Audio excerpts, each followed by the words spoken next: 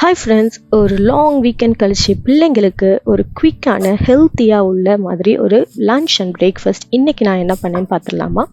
So உங்கள் வீட்டில் kids எல்லாருமே கருவேப்பிலை சாப்பிட மாட்டாங்க, ஆனால் அதில் அவ்வளோ பெனிஃபிட்ஸ் இருக்குது, பிள்ளைங்க சாப்பிட மாட்டாங்கன்னு நீங்கள் நினச்சிட்டு இருந்தீங்கன்னா கண்டிப்பாக இந்த கருவேப்பிலை பொடி சாதத்தை நீங்கள் ட்ரை பண்ணி பாருங்கள். ரொம்ப குயிக்காக ரெடி ஆயிடும், ரைஸ் ரெடி ஆகிட்டு இருக்கிற டைமே. ஸோ இதுக்கு சைட் டிஷ்ஷாக சோயா சங்க் கட்லெட் பண்ணுறேன். ஸோ இதுவுமே ஒரு 5 மினிட்ஸில் நம்மளுக்கு ரெடி ஆயிடும். ஸோ இந்த ரெசிபி எல்லாமே ஒரு 1/2 to 45 மினிட்ஸில் நம்ம செஞ்சிடலாம். ஸோ பேட்டிஸ் எல்லாம் செஞ்சு நான் ஒரு டீப் ஃப்ரீஸ் பண்ணிடுறேன் ஒரு 30 மினிட்ஸ்.